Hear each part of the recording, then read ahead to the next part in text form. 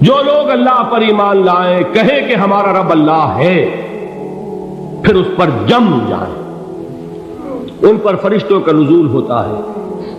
نہ کوئی غم کرو نہ خوف، خوشیاں مناؤ جنت کی جس کا تم سے وعدہ کیا گیا تھا۔ اللہ کی ربوبیت پر اطمینان جب انسان کو ہو جاتا، میرا رب اللہ ہے، ربی اللہ، انسان کے لیے نہ کوئی کھٹکا، نہ کوئی خطرہ، نہ کوئی خوف، نہ کوئی حزن۔ جو کچھ ہو رہا ہے کس کے اذن سے ہو رہا ہے؟ اللہ کے اذن سے۔ اللہ کے اذن کے بغیر پتہ تک نہیں ہلتا۔ یہ کوئی اندھا بہرا مادہ نہیں ہے جس سے مجھے کوئی خوف ہو۔ اندھا بھینسا چلا رہا ہو اس سے تو ڈرنے کا ہر انسان کو ڈرنا چاہیے، نہ معلوم کس کو ٹکر مار دے۔ لیکن نہیں، اس کائنات کو چلانے والا ایک سمیع و بصیر خدا ہے۔ وہ جو میرا دوست ہے، میرا ولی ہے۔ اللہ ولی الذین آمنوا یخرجہم من الظلمات الی النور۔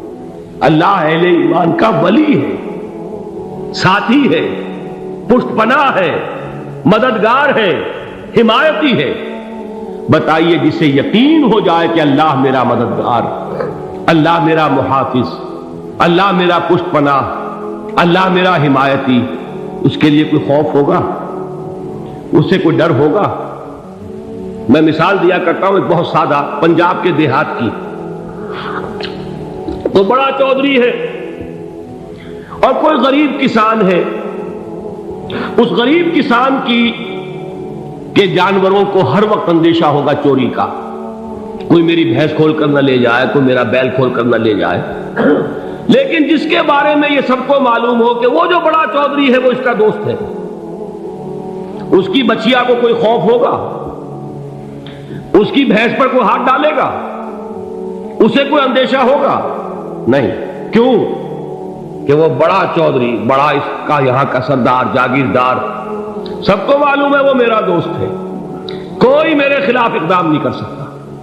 اس دنیا میں یہ چھوٹی سی بات اگر آپ کے دلی اطمینان اور سکون کا باعث بن سکتی ہے تو ذرا تصور کیجئے۔ میں لفظ تصور استعمال کروں گا صرف اس لیے کہ اس کا ہم جس کو کہتے ہیں ادراک اور شعور کر نہیں سکتے، اگر کے ساتھ کر سکتے۔ اگر یقین ہو کہ اللہ میرا مددگار اور یقین ہو کہ اللہ ہر آن میرے ساتھ ہے، پھر کوئی خوف؟ کس کا خوف؟ کوئی شے اللہ سے بالا تر ہے؟ کوئی قوت اس سے زیادہ طاقتور ہے؟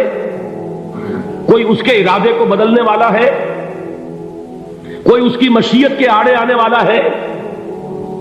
یہی بات ہے جو حضور نے فرمائی، یہ ایمان کا حاصل ہے لب لباب، کہ دیکھو اچھی طرح اس بات کو ذہن نشین کر لو۔ اگر تمام انسان مل کر تمہیں کوئی نقصان پہنچانا چاہے، نہیں پہنچا سکتے مگر جو کچھ اللہ نے لکھ دیا ہو، اور تمام انسان مل کر تمہیں کوئی نفع پہنچانا چاہے، نہیں پہنچا سکتے مگر وہ شے جو اللہ نے طے کر دی۔ آپ پھر میں کہوں گا ذرا طاری کیجئے، اسے فرض کیجئے، اسے سوچئے۔ اگر اس حدیث پر ہمارا دل ٹھکا ہوا ہو تو کسی سے ڈر ہوگا؟ یہ مجھے نقصان نہ پہنچا دے، یہ میری رپورٹ خراب نہ کر دے، یہ میری انکریمنٹ نہ رکوا دے، یہ میرا یہ نہ بگاڑ دے، یہ میرے یہ نقصان نہ پہنچا دے۔ اس کا ڈر، اس کا ڈر، اس کا خوف، اس کی خوشامد، اس کے لیے جا کر طرح طرح سے اپنی عزت نفس کو ذلیل کروانا اس کے سامنے، یہ سب کچھ کیوں کرتا ہے انسان؟ جب سمجھتا ہے کہ اس کے ہاتھ میں میرا کوئی نفع ہے، اس کے ہاتھ میں میرے لیے کوئی ضرر ہے، یہ مجھے کوئی غضب پہنچا سکتا ہے، یہ مجھے کوئی نقصان پہنچا سکتا ہے، یہ میرا کوئی کام بنا سکتا ہے، یہ میری کوئی ضرورت پوری کر سکتا ہے، اسی کا نام شرک ہے۔ جہاں آپ نے یہ سمجھا کہ غیر اللہ کے اندر کوئی طاقت موجود ہے، وہی شرک ہے۔ بتوں سے تجھ کو امیدیں، خدا سے نو امیدی، مجھے بتا تو صحیح اور کافری کیا ہے؟ شرک تو یہ ہے جس پر بھی تمہیں یہ خیال ہے، کلمہ ہے یہ کلمہ سوم، لا حول ولا قوت الا باللہ۔ ذرا اس پر دل کو کبھی اگر آپ تصور کریں، پھر فرض کریں، دل ٹھک جائے اس پر، کوئی طاقت نہیں۔ یہی بات تھی جو شیخ عبد القادر جیلانی رحمۃ اللہ علیہ نے اپنی وصیت میں اپنے بچے سے کہی. 11ویں دینے والے ہیں، لیکن حضرت شیخ عبد القادر جیلانی کی وصیت اور تعلیمات کو کتنے لوگ ہیں جانتے ہو؟ یہ جن مقامات تک پہنچے ہیں وہ کس چیز کی بدولت پہنچے؟ انہوں نے جو پیغام دیا وہ کیا تھا؟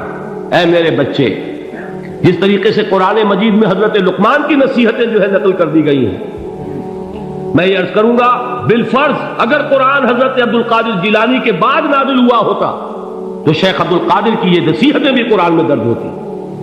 اتنی اونچی نصیحتیں ہیں. اے میرے بچے، اس حقیقت کو ذہن نشین کر لے، لا فاعل فی الحقیقت ولا مؤثر الا اللہ. اس کائنات میں نہ کوئی فاعل حقیقی ہے نہ مؤثر حقیقی ہے سوائے اللہ.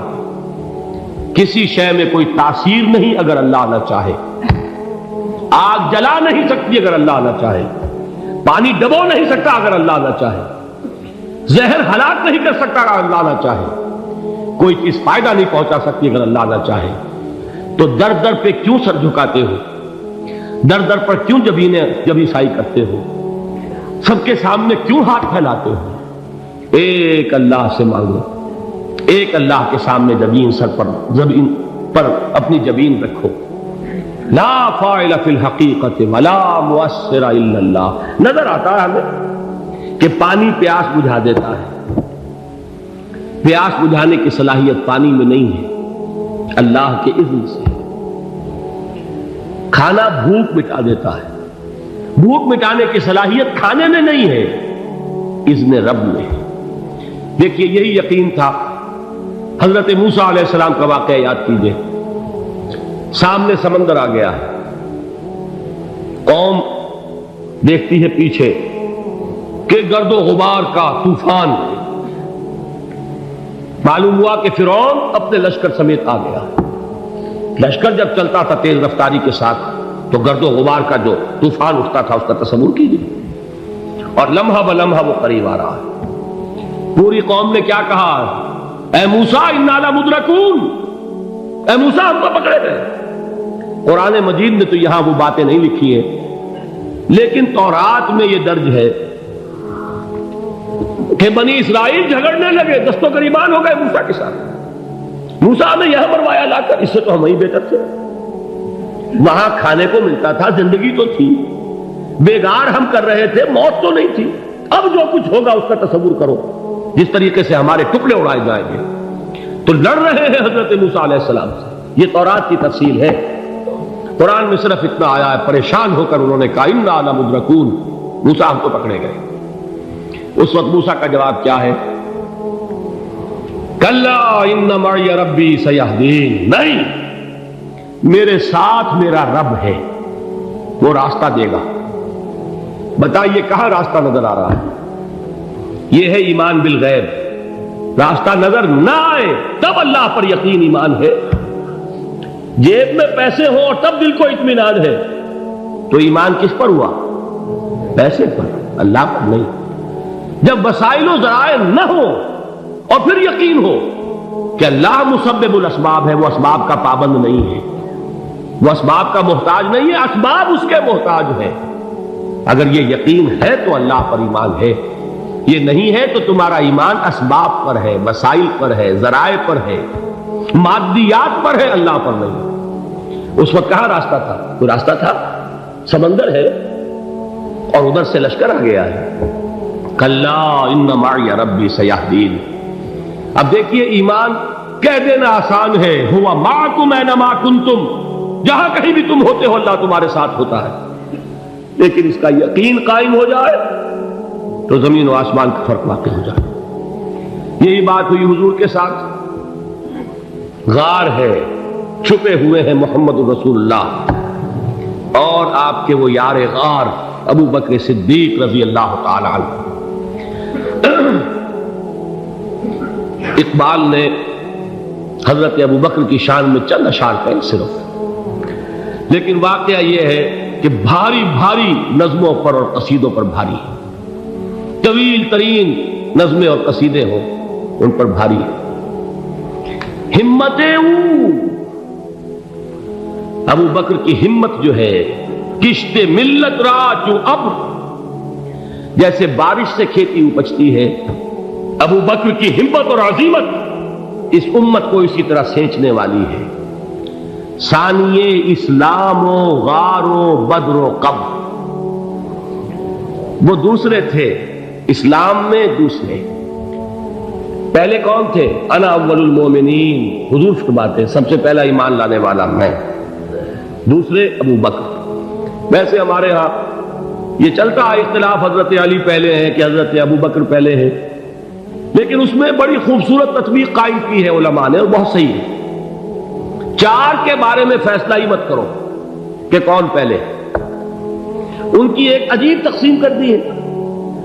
آزاد مردوں میں، بالغ مردوں میں سب سے پہلے ابو بکر، بچوں میں سب سے پہلے علی، خواتین میں سب سے پہلے خدیجہ، اور غلاموں میں سب سے پہلے زید بن حارثہ۔ بڑی پیاری تقسیم ہے، یہ چاروں ہی پہلے ہیں، ہر ایک کے لیے اولیت ہے۔ اور واقعہ یہ ہے کہ اگر زمانی اعتبار سے تعین ہوگا تو پہلے خدیجۃ الکبریٰ آئیں گی رضی اللہ تعالی عنہ، کسی اور سے بات کرنے کی نوبت بعد میں آ سکتی ہے، پہلے تو اہلیہ محترمہ سے بات ہوئی، آتے ہی پہلی وحی ہوئی ہے، ابھی تبلیغ کا حکم نہیں تھا۔ کس کو بتایا واقعہ؟ ابھی اپنی نبوت کی تبلیغ کا تو حکم ہی نہیں آیا، واقعہ کس کا ہے؟ وہ خدیجہ کا ہے۔ جب کہا ہے کہ خشیت علی نفسی، مجھے اپنی جان کا اندیشہ ہے، تو کیا جواب دیا خدیجہ نے رضی اللہ تعالی عنہا؟ وہ صدیقۃ الکبریٰ ہے، صدیقات جو ہے خواتین، ان میں چوٹی پر خدیجۃ الکبریٰ ہے رضی اللہ تعالی عنہا، اور صدیق جو مرد ہیں ان میں صدیق اکبر ہے ابو بکر صدیق رضی اللہ تعالی عنہ، لیکن صدیقات میں چوٹی پر۔ جب حضور نے فرمایا خشیت علی نفسی، کیا فرمایا، کیا عرض کیا، کیسے تسلی دی؟ نہیں نہیں، اللہ آپ کو ضائع نہیں کرے گا، آپ غریبوں کے ہمدرد ہیں، آپ مساکین کے تکالیف رفع کرنے والے ہیں، آپ بیواؤں کی سرپرستی کرتے ہیں، آپ مسافروں کی خدمت کرتے ہیں، اللہ آپ کو ضائع نہیں کرے گا۔ یہ یقین ہے اس خاتون کے اندر۔ خیر وہ ایک علیحدہ بات ہو جائے گی۔ میرے دل پر حضرت خدیجہ رضی اللہ تعالیٰ عنہ کی شخصیت کا بڑا گہرا نقش ہے، جو وہ کوئی اور ہی وقت اور موقع ہوا تو بیان ہوگا۔ بہرحال اقبال نے ایک مصرے میں جو چار اولیتیں جمع کر دی ہیں، ہمت او کشت امت را چو ابر، ثانی اسلام و غار و بدر و قبر۔ اسلام میں حضور کے بعد پہلے کون؟ ابو بکر۔ غار میں حضور کے ساتھ کون؟ ابو بکر۔ بدر کی رات اللہ کا رسول سر سجود، وہ جھاڑ، وہ گھاس پھوس کی جو جھوپڑی بنائی گئی تھی، اور وہاں تلوار ننگی لے کر پہرا دینے والا کون؟ ابو بکر۔ اور اس حجرہ عائشہ میں محمد کے بعد سب سے پہلے دفن ہونے والا کون؟ ابو بکر رضی اللہ تعالی عنہ صلی اللہ علیہ وسلم۔ وہ جو معاملہ میں سنا رہا تھا غار ثور کا، حضرت ابو بکر بھی حضور کے خیال سے لرز گئے ہیں۔ آپ کو یاد ہوگا کہ جا کر پہلے تمام جتنے سوراخ تھے انہیں بند کیا، ایک سوراخ رہ گیا تھا جس کو بند کرنے کے لیے کوئی کپڑا نہیں تھا، وہاں اپنی ایڑی رکھی ہے، تب کہا ہے حضور سے تشریف لائیے، اور اپنے زانو پر حضور کو لٹایا ہے، اور وہاں کسی موذی جانور نے کاٹا ہے، حضور کی آنکھ لگ گئی تھی، اس وقت اس بل کے اندر جو بھی بچھو ہے کیا ہے واللہ عالم، اس نے کاٹا ہے، اس کی تکلیف کی وجہ سے ابو بکر کی آنکھوں سے آنسو ٹپک گئے، حضور کے چہرے مبارک پر پڑے ہیں، تو حضور جاگے ہیں، معاملہ کیا ہے؟ ایڑی نہیں ہٹائی وہاں سے، مبادا وہ جانور وہاں سے نکل کر محمد الرسول اللہ کو کوئی گردن پہنچا دے، ابو بکر کی ایڑی ہے، جس طرح چاہے کھا لے، ختم کر دے، جان نکل جائے تب کوئی آنچ آئے، محمد پر تو آئے، لیکن جیتے جی نہیں۔ وہ ہے ابو بکر۔ حضور کے خیال سے اس وقت حضور نے پھر اپنا لعاب دہن لگایا ہے، اور اس سے پھر آپ کی تکلیف ختم ہوئی۔ جیسے خیبر میں حضرت علی کی آنکھ دکھ رہی تھی، اس کو جو شفا حاصل ہوئی ہے وہ بھی حضور کے لعاب دہن سے ہوئی۔ تو بہرحال اس وقت انہوں نے کہا ہے کہ اے نبی یا رسول اللہ، اگر اس وقت ان میں سے کسی نے غیر ارادی طور پر بھی اپنے قدموں کی طرف جھانک لیا تو پکڑے جائیں گے۔ کیا جواب تھا اللہ کے رسول کا؟ لا تحزن ان اللہ معنا، اللہ ہمارے ساتھ ہے، کیوں گھبراتے ہو ابو بکر؟ یہ ہے ایمان باللہ، میرا مالک اللہ، میرا رازق اللہ، میرا محافظ اللہ، میرا مددگار اللہ، میرا پشت پناہ اللہ، میرا دوست اللہ۔ یہ دوستی ہے اللہ کی جو لب لباب ہے، حاصل ہے ایمان کا، اسی کا نام ولایت ہے۔ اولیاء اللہ کے سروں پر سینگ نہیں ہوتے، جس کے دل میں ایمان راسخ ہو چکا ہو وہی اللہ کا ولی ہے، جسے اللہ پر یقین ہو چکا ہے وہی اللہ کا ولی ہے، جسے یقین ہے اللہ میرے ساتھ ہے، میرا مددگار، میرا پشت پناہ، میرا ساتھی، میرا دوست، میرا محبوب، میرا محب۔ اللہ اہل ایمان سے محبت کرتا ہے۔ واللہ یحب الصادقین، ان اللہ یحب الذین یقاتلون فی سبیلہ صفا کانہم بنیان مرصوص۔ اللہ محبت کرنے والا، اہل ایمان محبوب، اور اہل ایمان محبت کرنے والے اللہ محبوب۔ والذین آمنوا اشد حبا للہ۔ آپ تصور کیجئے جسے یہ رشتہ ایمان یا رشتہ ولایت حاصل ہو جائے، الا ان اولیاء اللہ لا خوف علیہم ولا هم یحزنون، آگاہ ہو جاؤ، اللہ کے دوستوں کے لیے نہ کوئی خوف ہے نہ کوئی حزن ہے۔